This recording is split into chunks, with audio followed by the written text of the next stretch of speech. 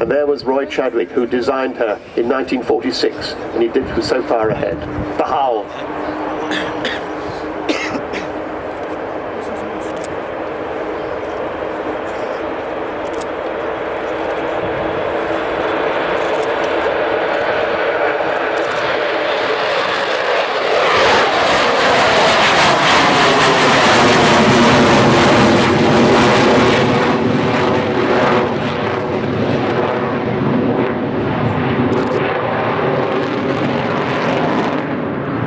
No matter how many times I see that, it raises the hackles on the back of my neck. That is just stunning. And Kev Rumin's doing a great, fantastic wing over at the top of the climb there. Now, today, a little later in the display, he'll be opening, or rather Phil Davis, the AEO, will be opening the bomb bay for us. There's a camera inside the bomb bay, so we're trying to get a good picture of the bomb bay doors opening from the inside, and I'll tell you when, but I want everybody to wave so we get a picture of the bomb bay doors opening and then all of us waving as she goes by. That's not going to happen just yet. Kev bringing her back in front of us.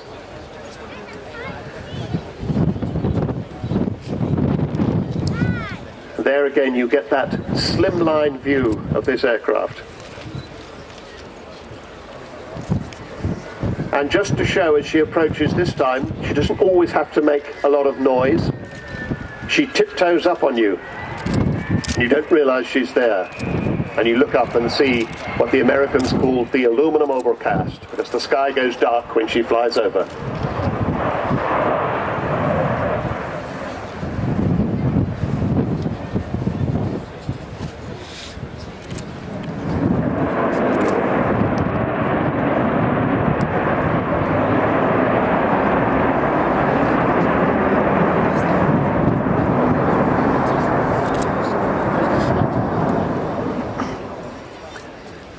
Now then, as she comes back in towards us this time from half right, this is when they'll be opening the bomb doors, so please be ready to wave. I'll give you the word. But of course, the conditions are absolutely perfect for this because the light here is lovely with this beautiful blue sky and the puffy white clouds. How different from this morning. How lucky we are when the weather situation suddenly improves.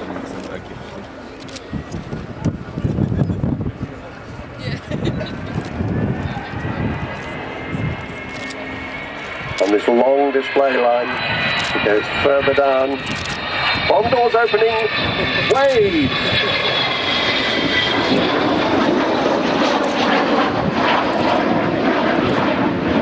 That's the amazing, thank you very much by the way, that's the amazing huge bomb bay that carried the 21,000 pounds of bombs, 1,000 pound bombs down to the Falkland Islands.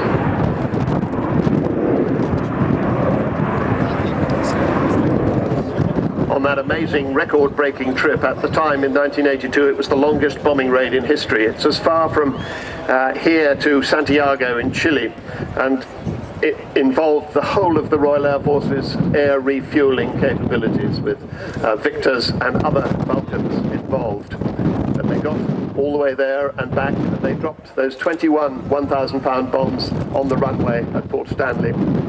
They hit the runway with 2 of them. Now you might not think that's a very good proportion to be successful with, but these were Second World War done bombs, no guided bombs there, so if you wanted to be sure of hitting a target you had to drop a lot of bombs and you hoped that some of them would hit, and 2 did, and that was what was required.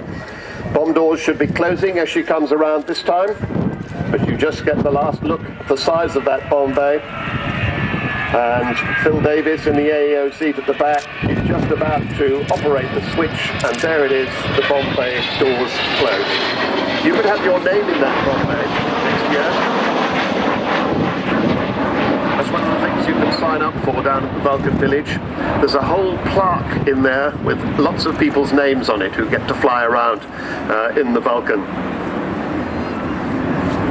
And there, as you see her going away, once again you get that slimline look. One of the reasons she turned out to be stealthy, I discovered the other day, and it's been proved that she is, because in red flag exercises with the Americans they found it very difficult to pick her up on radar despite her size. And one of the reasons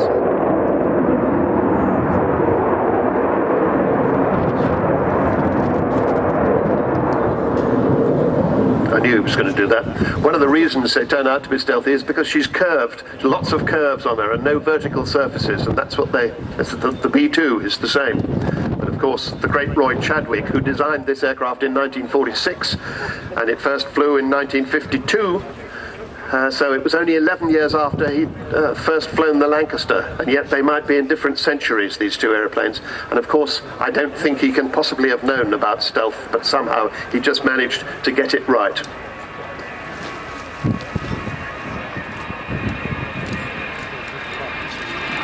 I think he's going to make a noise again in a minute.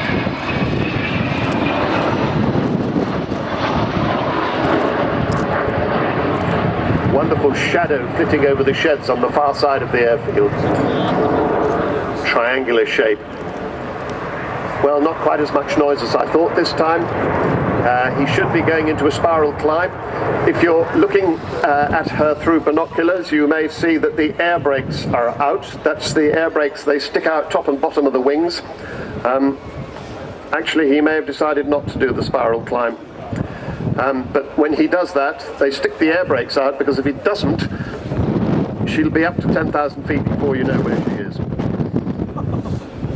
But perhaps no spiral climb today. We shall see.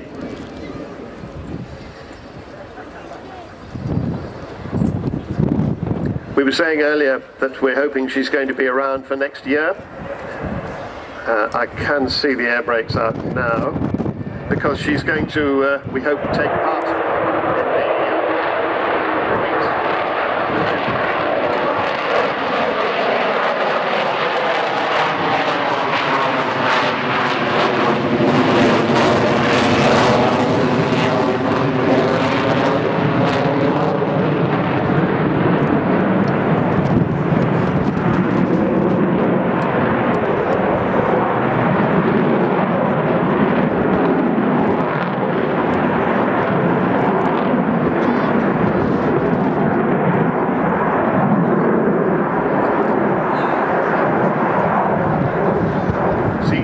does want to get up to 10,000 feet, but she's held back by having those air brakes out.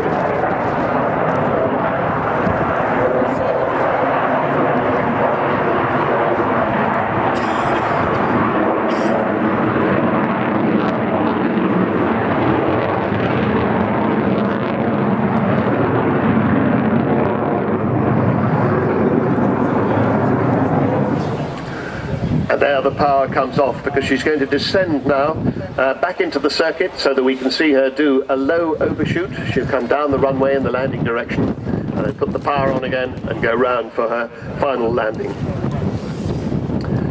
Something else you might want to be involved with is checking up on her on the website. There's a whole lot of new web pages. It's all the W's, vulcantothesky.org. vulcantothesky.org, all one word, and there you can buy the merchandise, you can join the club, you can do practically everything. You can sign up to get a Twitter feed, and so that you will find out where she is at any time. And you know, when she's flying on displays this afternoon, you would have